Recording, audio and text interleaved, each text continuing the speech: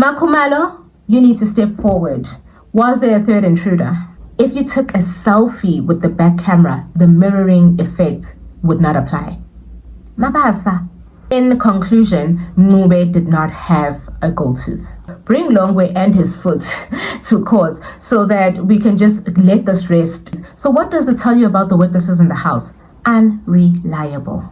Mapisa would go into the house, touch the head, not take it with him when it has the DNA of his friend. And I'm bad like the Barbie. I'm a doll, but I still wanna party. Things felt like I'm ready to bend. I'm a 10, so I pull in a 10. Like Daddy, all of the Barbies is pretty damn. All of the Barbies is bad. Hello and welcome to my channel. If you are new here, my name is Ntombela, also known as Kwazi Bear on all social media platforms. Do subscribe, be a part of this family, and if you are a returning subby, welcome back, darling. Guys, Gyabanda at Joburg. It is so cold in Johannesburg, so yeah, we're all dressed up. As you know, every week I bring you the proceedings in the Senzo Meyiwa Trial, and I'm here to do exactly that. So without wasting too much of your time, let us get into this video. Also guys, don't forget to like this video, comment with your thoughts, and also share this video so that we do reach a greater audience. Guys, I've been saying that I've created a new channel, and I really have still been posting my content on this channel simply because this is a monetized channel and I am making money from the content that I make. But I have created a new channel where I will be posting my Senzo Meyiwa updates going forward. I just really need that channel to be monetized. I'm about 80 subscribers away from getting that channel monetized, as well as a couple of watch hours as well. So please make sure that you subscribe to my new channel. The name will be here and as well on the description box so that we get that channel monetized, and then I will stop posting the content on this channel. So let us get into the proceedings of the week. Now, from the proceedings of last week, we left off the proceedings with a very heated altercation with the state and the defense with regards to the exercise that the witness was partaking in taking the photos and reflecting the selfies. I did do a thorough video as to the mirroring effects of a photo and in my previous video, so if you haven't watched that, do check it out to see what was going on in court previously.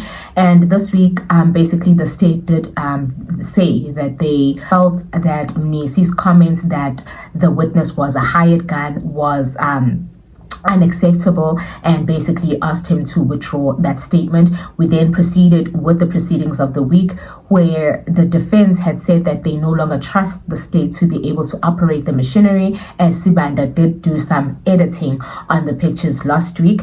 And Mnisi then pointed out to the judge that, you know, accused number one is represented by legal aid, therefore he does not have the funds to actually facilitate or pay a person to operate the machinery in the courtrooms, and basically it is the responsibility of the state to provide such facilities. Says that there is an in-house technician that can assist in this regard. So we basically took some time trying to get a person that would be able to assist us in the courtroom with regards to showing the evidence on the projector, as well as assisting the defense with their cross-examination. Now, as Mnisi continued with his cross-examination, the issue of the technician was raised once again because he required the photos to be beamed on the screen side to side so that the witness can answer questions in that regard. So the judge then asked who is the in-house technician, and a lady was organized to come to court and try and assist the court with this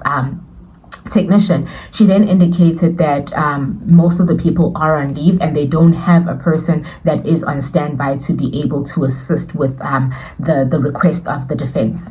And what struck Ramasipili by surprise on Monday is the pettiness of Advocate Sibanda, who then says, you know, I don't work for the Department of Justice, and the only person who can operate this machinery is from the NPA. So basically the defense has said that they don't trust the state, so we don't know how we can assist them with our technician. And I'm just like, oh, he is so petty. Ramasipili raised this point and he says, you know, we're all adults, and he's never seen such pettiness being reflected in the court. Ramasipili also made a suggestion that in the meantime, whilst they are still waiting for a technician to be found, that they make copies of the pictures for the accused so that they are able to follow on the questions that Advocate Mnisi was actually asking. They then adjourned for the break, and after the break we did indeed have a technician, Mr. Makadza, who would assist with the operating of the gadgets in the court. Now, one of the questions that Advocate Mnisi asked on the day was in connection to a picture of accused number 3, where he says, you insinuated that this person was using a selfie camera because the gold tooth had reflected on the other side. Now, he says, now, how is a selfie taken? So basically, the witness does take us through how a selfie is taken and that the use of a front camera is used. Now, as I mentioned in the video previously, the camera that Mncube used did not have a front camera. So Advocate Mnisi then questions, well, Mncube has both his hands on his chest in this photo. So how do you go about saying that this is a selfie? Then he then says that the phone could time and he'd be able to take a selfie with a timer. And then when the type of phone, he was questioned about the type of phone, Mnisi referred him to the exhibit which had the phone details, and he says this was accused number 3's phone. How could he have taken a selfie when it doesn't have a front camera? Then he says he took the selfie with the back camera. But then logic says if you took a selfie with the back camera, the mirroring effect would not apply. Mabasa. Now, another one of the questions that Mnisi questioned about Sergeant Mabasa was with regards to the downloads. Sergeant Mabasa said he worked on the downloads, however, he was not the downloader of the gadgets. He says that he received the downloads already in a bag from Sergeant Nkosi. Now, if you remember, Sergeant Nkosi was the person who was responsible for downloading accused number 3's phone in the Alexander case. Now, from the evidence of Mr. Mabasa last week, he told us that some information when you insert or take out a memory card does then change. However, when Mnisi questioned him which information exactly changes in the data from the memory card into another phone, and he says he's not entirely sure which data. So it could be the date, it could be the name, it could be the time, it could be, he really doesn't know. And Mnisi then questions his experience, saying that you've worked in this department from 2013, yet you don't know which of the data gets changed when a memory card is removed from a phone. After 10 years of experience, you still don't know which data changes. Isn't that a part of your job to actually know which data changes? And he says no, he doesn't know. All he does is either download or analyze data. Mnisi questioned the witness with regards to the date on a certain picture which reflects the 2nd of September 2014, yet the same picture is reflecting a modified date of the 14th of July in 2014. We did not get a clear explanation from the witness as to how this went about, because according to him the picture was taken in September of 2014, but we have the exact same picture that says modified, reflecting a date of the 14th of July in 2014. So we're still not quite sure when exactly this picture was taken. The witness as well cannot tell us when this picture was taken. So the version of accused number 3 saying the picture was taken in 2012 is actually a possibility looking at the evidence before us. As Mnisi was wrapping up his cross-examination, he then brought up the issue of the dentist that Mncube was taken to, and basically then says that the results from the dentist say that Mncube did not have a gold tooth. He does mention that his canine has abrasions on it, and basically a few other teeth have a bit of discoloration and abrasions as well, but there is no evidence or there isn't anything that points to the fact that Mncube had a gold tooth at any point during this particular examination that the doctor did. When the witness was asked to comment with regards to the dental report, he says he has no comments with the doctor's report, but all he knows is that he saw a gold tooth in a photo, and that is what he's basically sticking to. Now, a very important aspect that Ramasipili brought up during the beginning of his cross-examination is the difference in the models of phones that were used when these certain photos were actually in the different devices, or different memory cards inserted into different devices. I don't know if I'm making sense, but yeah. So basically, Ramasipili points out that one of the pictures is reflecting the metadata saying that it was shot on a Samsung GTC 3222. Now, if you Google, like I always do, I had a look at the Samsung GTC 3222, and it is a similar model to the GTE 2220 that Umncube had. I will try put a picture on the side here somewhere. Similar model. I think it was just an upgrade from Umncube's phone, but still that phone also did not have a selfie camera or a front camera. Now, Ramasipili took the witness through the evidence that was provided by the state, reflecting the phone that Mnccube's phone, which the downloads were taken from. And he basically says, looking at this picture, this is evidence that was provided by the state. Looking at this picture, is it reflecting a front camera? And the witness says, no, it doesn't have a front camera. Now, an important aspect that Ramasipili also brought up is the fact that if a person has a gold tooth, regardless of how a photo is taken, that person's tooth does not move. I'll make a typical example of myself. My gold tooth is on my right. Regardless of how the picture is taken, my gold tooth doesn't move to the left. My gold tooth is always on my right. And the witness does agree to this assertion by Ramasipili. Now, the interesting thing about Ramasipili's cross-examination is that he requests for the little exercise that was done last week to be done again. And for some reason, the witness says he no longer has his phone and he no longer has the pictures that he took last week. Isn't it a coincidence that when Mnisi mentions, if we find out that these pictures were edited by Usibanda, then we're going to have a problem. Then all of a sudden, the witness no longer brings his phone. The witness no longer brings his pictures that he took last week in court. So we did the exercise again with different cellular phones. And basically, the mirroring effect was questioned by Ramasipili.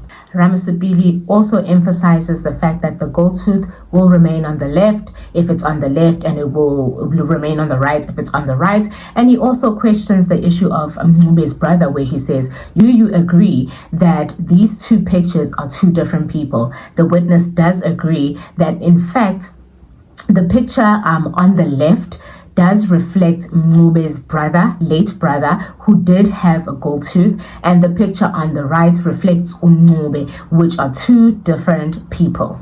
And then the highlight of Ramasipili's cross-examination, and in ending his cross-examination, he says, so therefore, the mirroring effect that you were talking about is irrelevant, or we cannot say that these two images was a mirror image, because this is the brother, this is Mncube. So it's not Uguti la he took a selfie and la it was a straight picture. No, it's two different people. So the mirroring theory that you were telling us about, non-existent. Sibanda then did his re-examination of the witness, which really didn't carry much weight, in my opinion. He just basically asked the witness to put the details of the phone and the images that were taken by this GCT 3222 onto the record, as well as made him put the dental report results as well on record. Now, these are just some of the things that I picked up from the dental report. It says that there was discoloration on the teeth 17, 16, 26, 27, 36, 38, 46, and 48. And there was abrasions on the teeth 35, 34, 45, 44, 2, 37, and 47. And then the teeth number 2 and 12 and 22 had slightly rotated. And then also tooth 11 and 21 had mild toothbrush abrasions. But in conclusion, he does conclude that there is no gold tooth that was found on the teeth, and also that his upper right, so on this side, the canine, which is this tooth here, had some marginal preparation on it. So in conclusion, Mncube did not have a gold tooth. Now, in his re-examination, he did go through several other pictures, one of them with the title, Shembe is the W. Now, he does then make the witness read out the dates on these particular photos, as well as whether they modified or whether they were taken with the devices. Now, my highlight of the day on Monday was when Judge Rata had his sort of clarifying questions at the end of the re-examination. And one of his questions was, have you ever heard of a child born with a gold tooth? And I'm like, are we really that desperate to convince South Africans that Mncube had a gold tooth? The doctor just said he didn't have a gold tooth. What is this question about children being born with gold teeth? Why? And then he says, have you ever heard of a person who has broken their tooth, or their tooth has a hole, and then they go to a doctor and they get it sort of patched up? And the witness does say, yes, I myself have done that before. I basically had a hole in my tooth. I went to the dentist, they put some cold stuff, and they basically filled up the tooth. So the judge is like, can I see? And the witness is like, well, it doesn't really show, but I mean, I can open my mouth. And the judge also has this question that says, in townships, have you seen people with teeth encrusted with gold? So basically to say, people have teeth like for cosmetic purposes, which is something that Kininda will use to his advantage later on in the week, as you will hear in the next coming minutes in this video.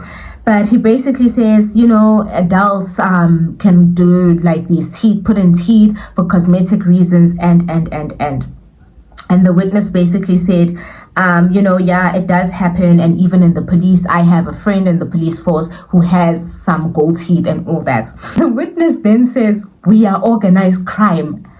I was like, what is he trying to say? We are organized crime, but look at what I look like. I was so confused. I don't know. I was just confused with that example.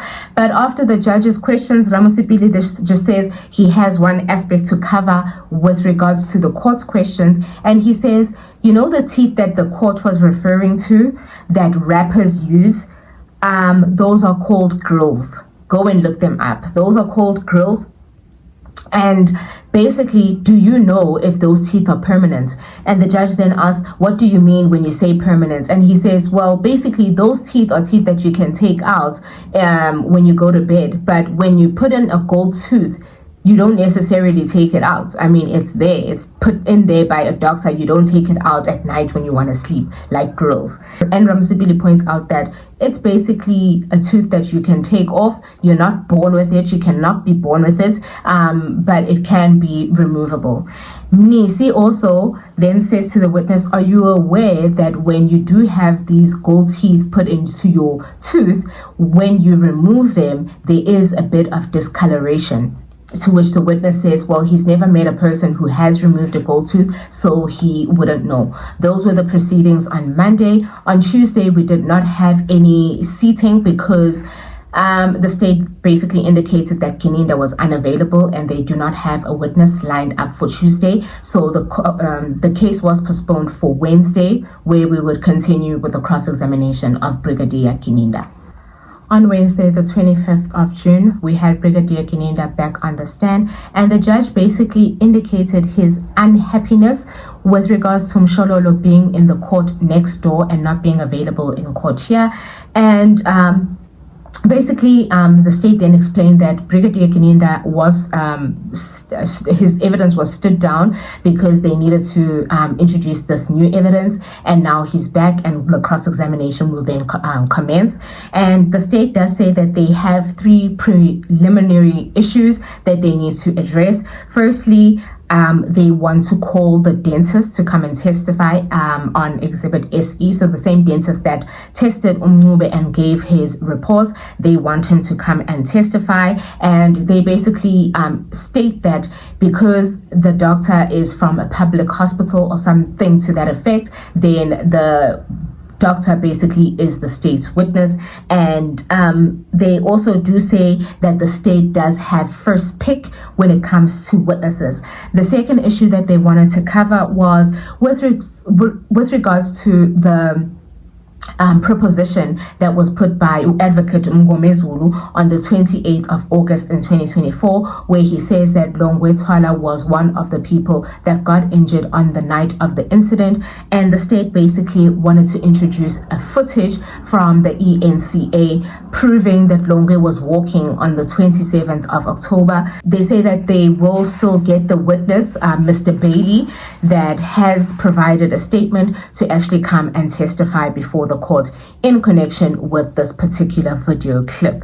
Advocate Mnisi then, in response to the state's request, then says that firstly, the issue of the doctor is the defense's witness, and to say that the state should have first pick because the doctor is a public doctor is actually incorrect. And he says that it is their witness, so therefore the state needs to basically wait for the defense. If the defense doesn't call the doctor, then they can call the doctor to be able to come and testify, but he is the witness of the defense. And secondly, with regards to the proposition of Mngomezulu, he basically says that the state did not give a background as to how the subpoena was sent to the ENCA, and also it is hearsay evidence because basically this person, Mr. Bailey, in his statement does indicate that he has no idea when the footage was taken,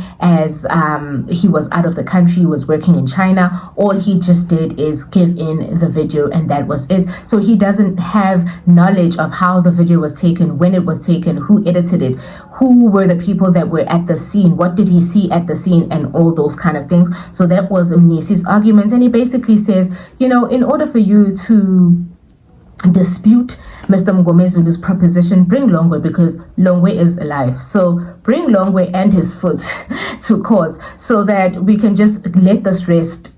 He even goes as far as saying, you know, the state did give an impression that Longwe was going to come and testify. He is on the list of their witnesses. So what is the change? Why has the state changed his stance in regards to bringing Longwe in to come and testify? And in closing his argument, he basically says the best evidence rule is always what we want. And basically the best evidence rule is to bring Longwe Twala to testify, to say, hey, yes, I was there and this is what happened and this is who I was with, and allow the defense to cross-examine him. And he even goes as far as saying, I don't know what the state is afraid of.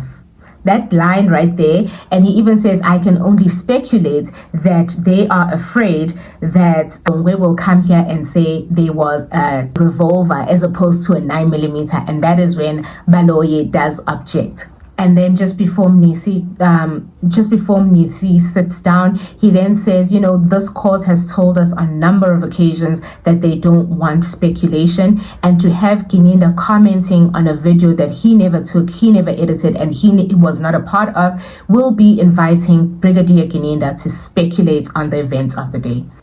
In Ramosipile's arguments, he does say that video is real evidence and not hearsay.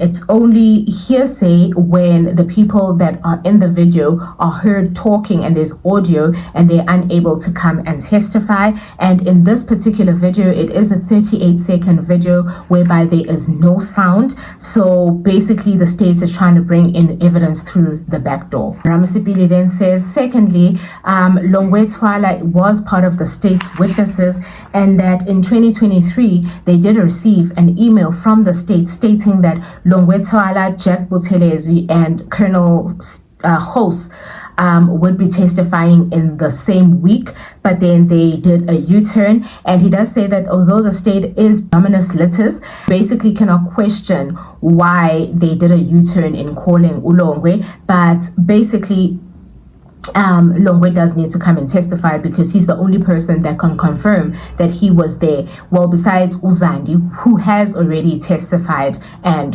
has been cross-examined. Khumalo also had his 2 cents to put in on Wednesday when he says that when the state says Dr. Ali is their witness, they are completely wrong because the time for him to be their witness has passed. They've already led evidence, their witnesses have been cross-examined, and Dr. Ali was not on the list of witnesses that they had, which they provided to the defense. So basically, this is a defense witness, and that is that about that. And then the second thing is with regards to the video where he says that there are no chain statements, basically explaining how the video was kept, hasn't been authenticated, and all those sort of things. He also seemed very upset when he said, it seems like we're going in circles because the proposition by Mngomezulu was put in August of 2024. Now, 10 months later, the state decides they want to rebut that proposition or that version by Mngomezulu. Why didn't they do it back then?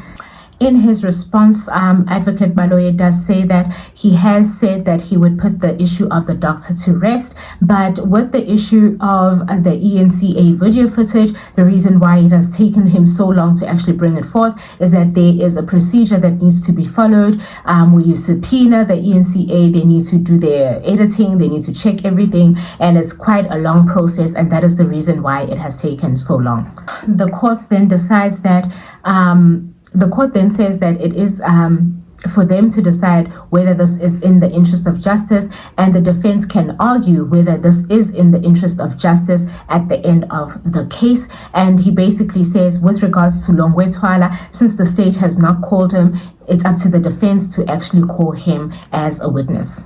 The judge also questions the doctor's report and asks what is the status of the report. So Mnisi does indicate that this was handed up as an exhibit, provisionally, obviously pending the case of the defense, and the judge basically says that it was not properly handed up before the court. Judge Rata then says, having listened to the arguments of both the state and the defense, he does feel that the state says that this is relevant information, so therefore he cannot deny the state from leading the evidence, and the defense can cross-examine the witness, and the application by the state is basically granted. Now, when Baloyi, after the break on Wednesday, started leading evidence, he started leading evidence on aerial photos that were taken by a certain gentleman, and they basically say that this person will be coming to court to testify. Now, if you remember very clearly, last week I said, with the issue of the inspection in loco, the defense was in agreement that aerial photos would not be sufficient. Why is Baloyi bringing in aerial photos today? Somebody please explain that to me. Now, after Baloyi basically told the court that he would be introducing these pictures, Mnisi then objects and says, I thought that this issue was closed. And the judge says, no, this issue isn't closed. And Mnisi says, we are expecting to do an inspection in loco. We've been waiting for the state to confirm the arrangements for an inspection in loco, but now he wants to lead evidence on aerial photos. Baloyi, in response to that, says that these photos are not replacing the inspection in loco, so therefore the judge allows them. Baloyi then does say that Mr. Munakedi will come and testify as he is the person that took these pictures, and the evidence basically that was led on Wednesday was in connection with the video footage of Longwe Twala walking for those 38 seconds on an ENCA clip, the video, and explaining what he sees, and basically saying that that was the next day and Longwe was walking fine, he doesn't seem to be injured, and.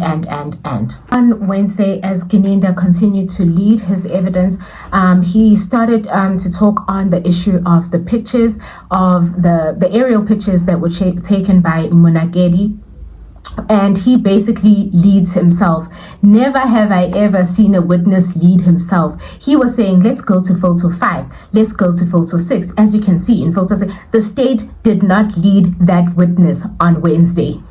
And some of the other issues that Geninda went into were in connection to the identikit that was compiled by Steenkamp, Warrant Officer Steenkamp, and basically touching on the resemblance that he sees and the O-shaped beard that he sees on the pictures, as well as Uswayini, which is the beard which is below the lip here, and the clothing, the hoodie, and all of those details that were explained in the identikits as well.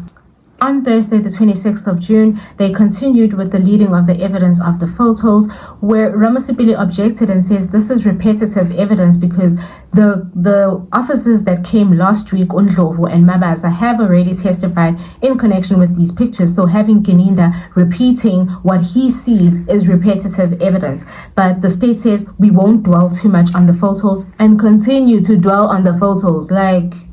As they were leading evidence with regards to the Exhibit J, which is the identikit by Steenkamp, Advocate Mnisi does stand up and say, basically, this exhibit by Steenkamp is hearsay evidence as she is saying what she was told by Kelly Khumalo. And so therefore, we've already gone through what hearsay evidence is and how it should be used. So he basically felt like the state was wasting time with this evidence. And the state's reply to that is that, Exhibit J was handed up by the defense. So basically they made their bed, they need to sleep on it.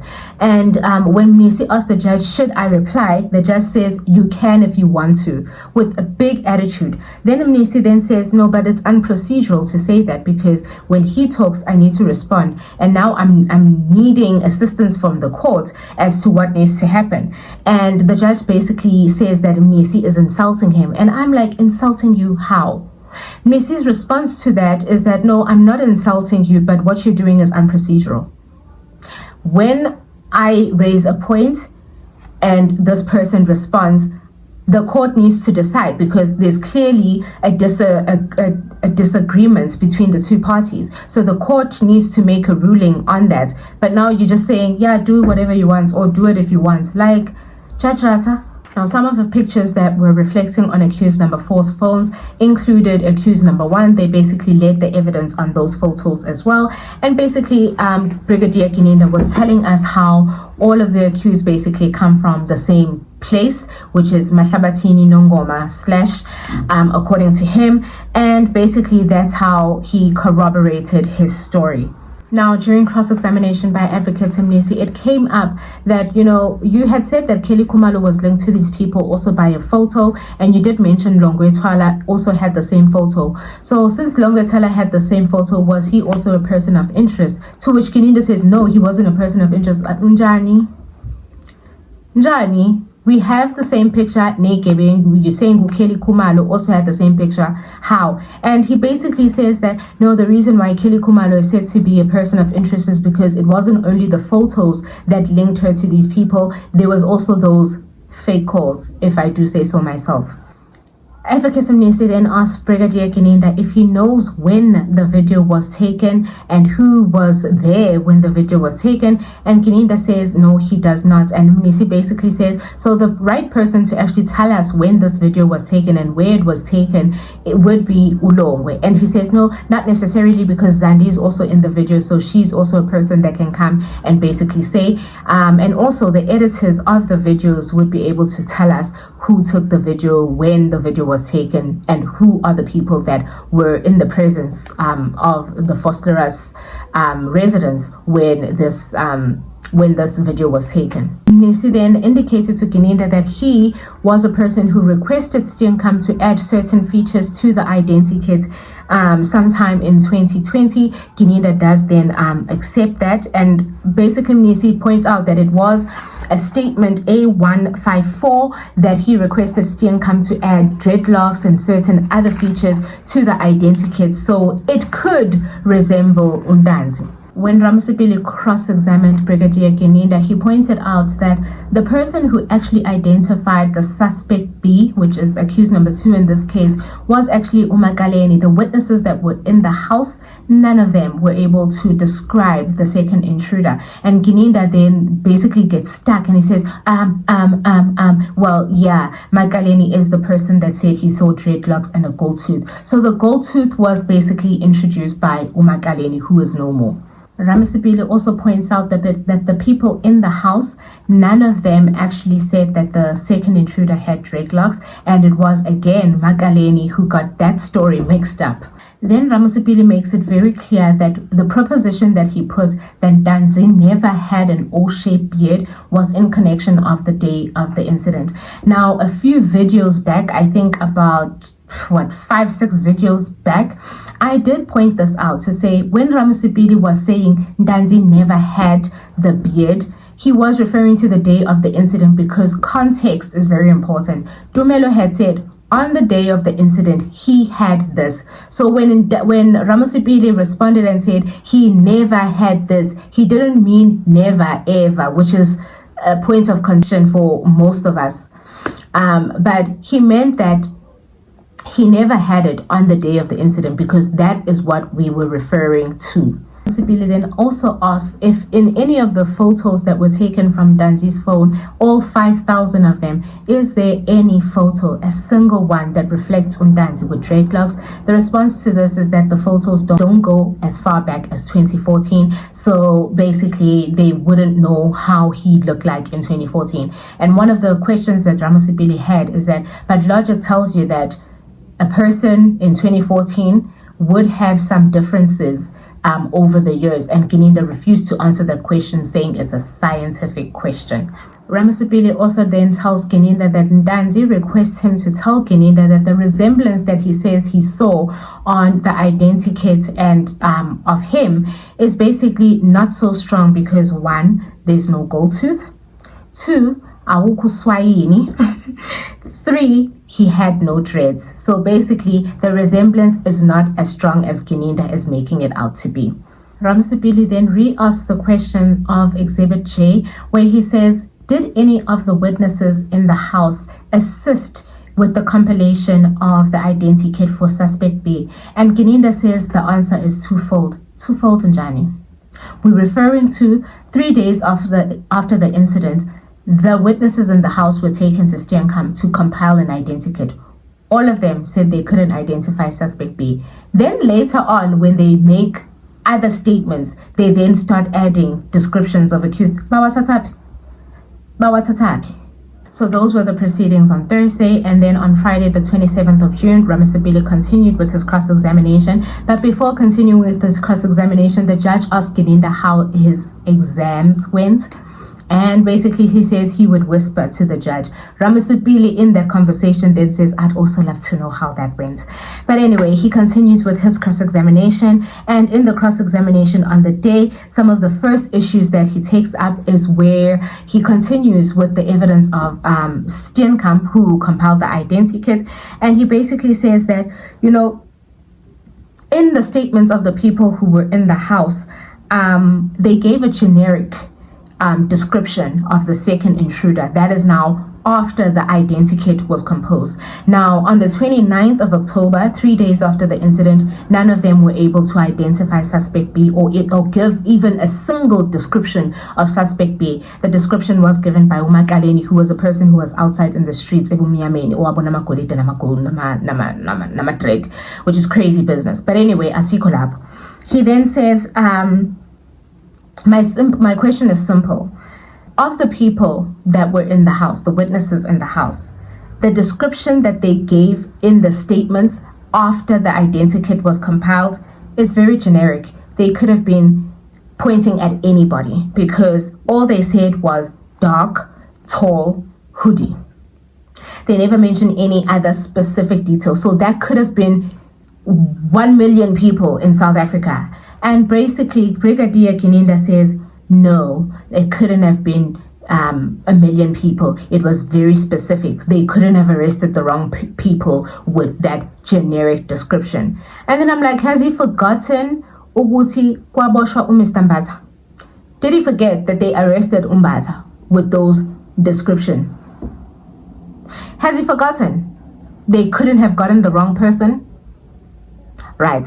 Ramasipili basically says he'll leave this matter for arguments, and then he asks about the hoodie. None of the witnesses in the house actually described the hoodie. The person who came with the hoodie description, Makaleni, yet again. Now, Ramasipili got into the juicy bits of this cross-examination where he cross-examined Gininda on Utumelo Madlala and what he had said when they had caught the people or the suspects in this case with regards to the identification parade that was meant to take place.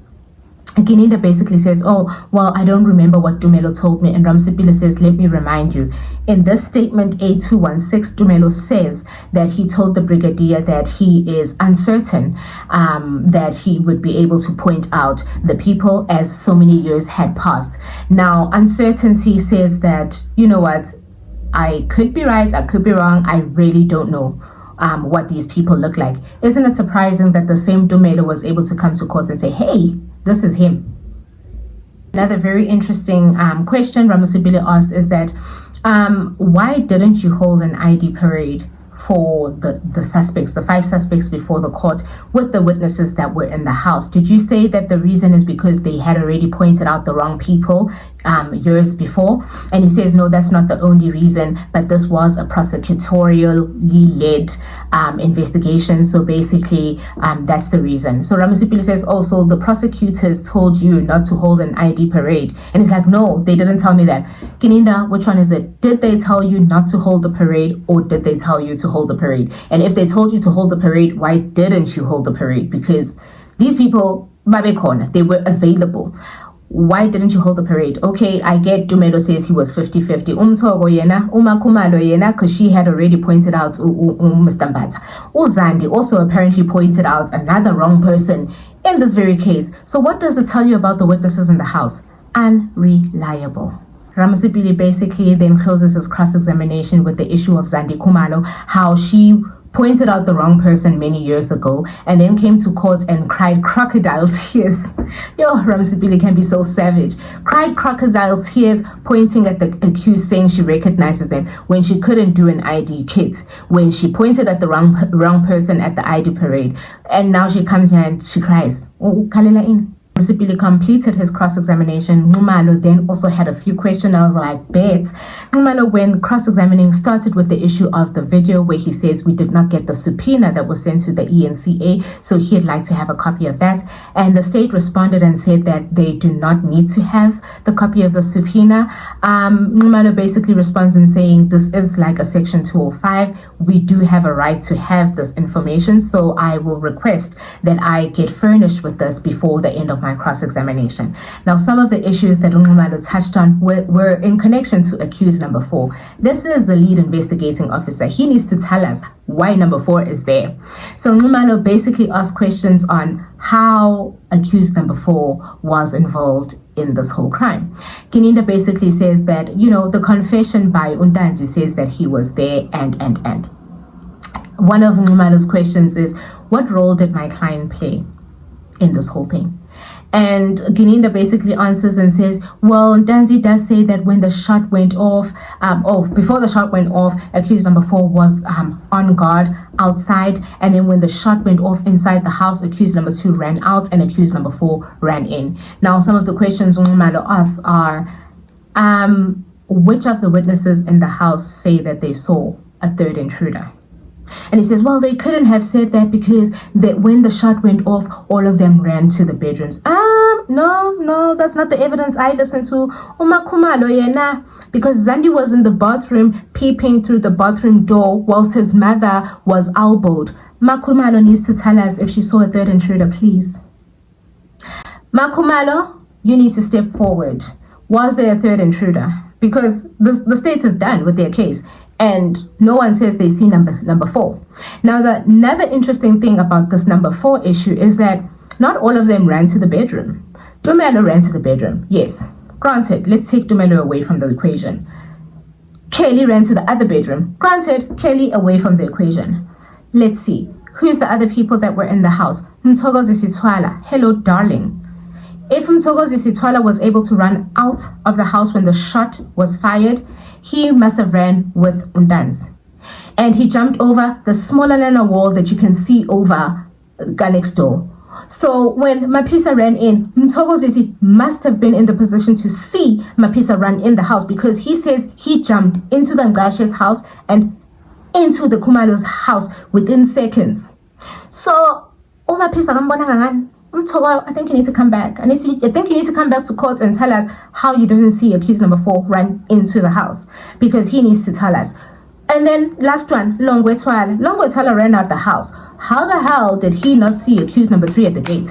First of all, we want to make senziwa izilima. So Nxumalo touched on those issues and some of the interesting things now that Kininda came with.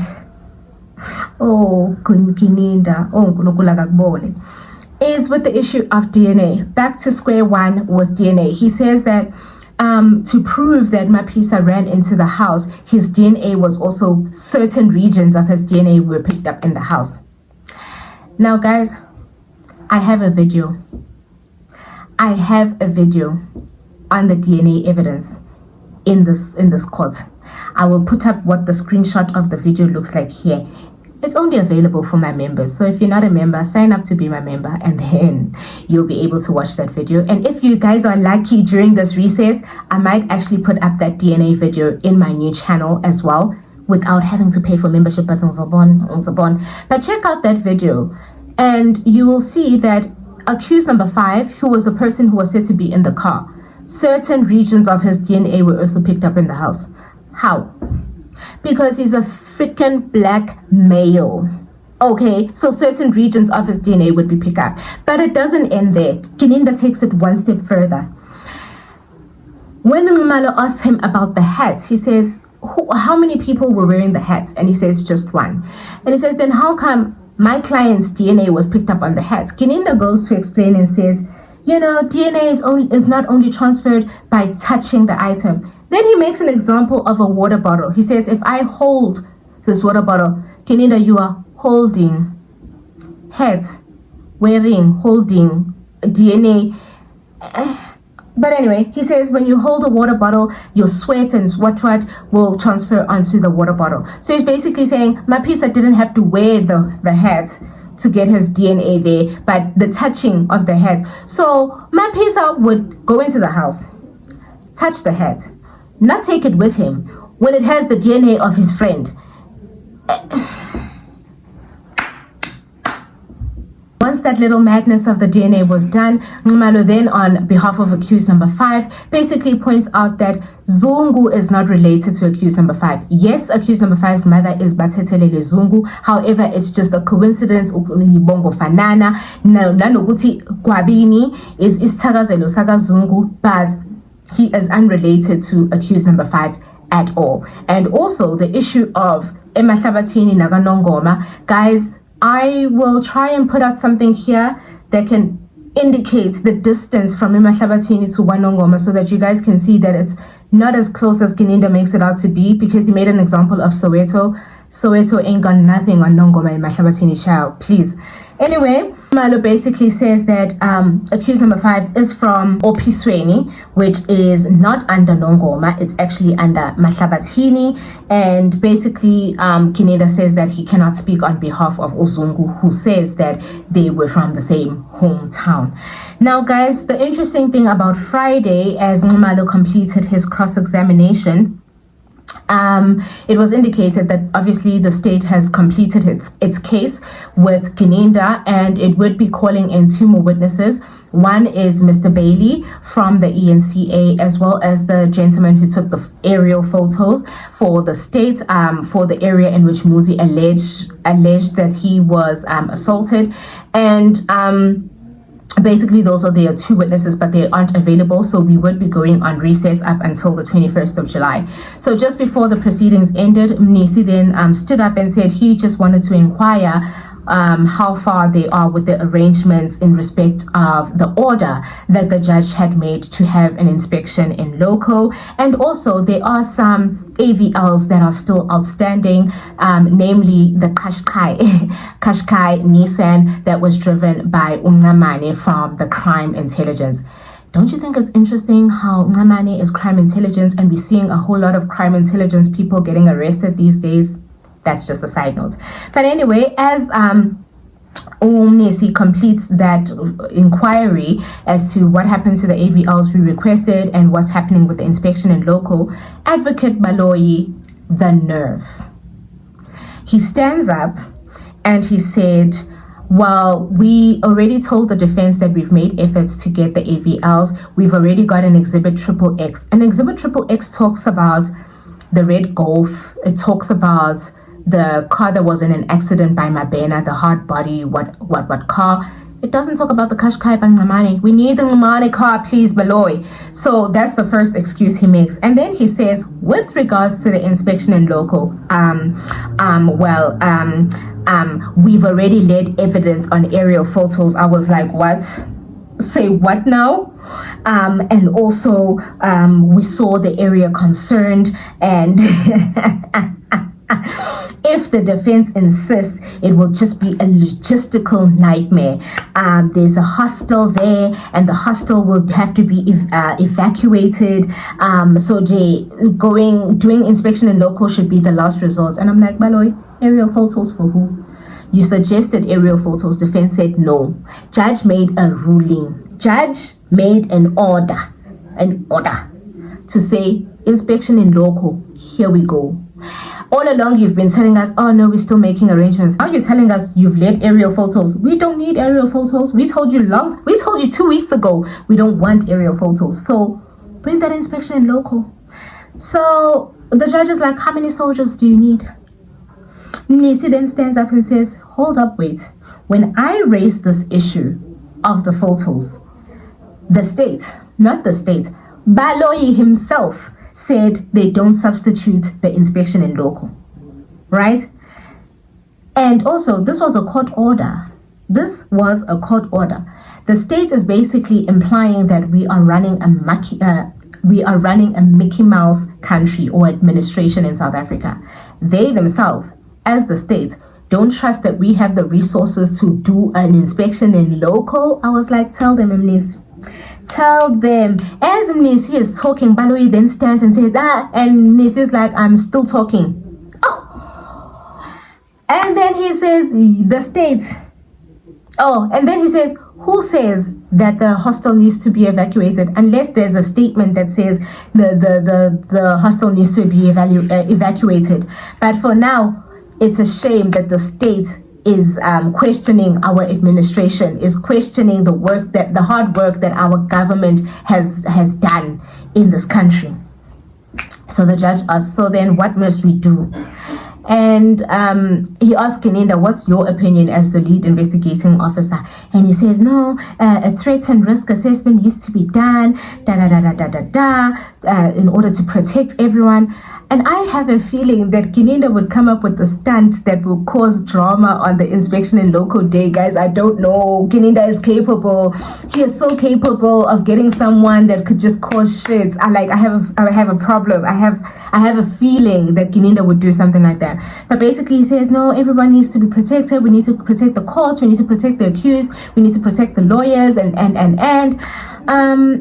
then the judge then says, well, inspection and local is happening. I had a case where there were 15 accused. We did an inspection and local in GP Town and what. So it's happening. You guys better sit down and discuss when it's happening. But yona, iyenze. And then he says, we're coming back on the 21st of July, right? And if it's possible, let's arrange that inspection and local before then, so that by the time we come back, we're ready to go. Inspection and local is done. We're ready to just move on from this whole point. So basically, those were the proceedings. We are going on a little recess, much needed for me, I must say. I will be putting up some of the old videos just to catch up on the evidence that has been led in this court so far. That is what I usually do during recess. So stay tuned for those. Make sure you watch them. Make sure you like them. Make sure you share them. And just re-jog your memory on what has happened in this case so far. I will see you guys in July. Bye.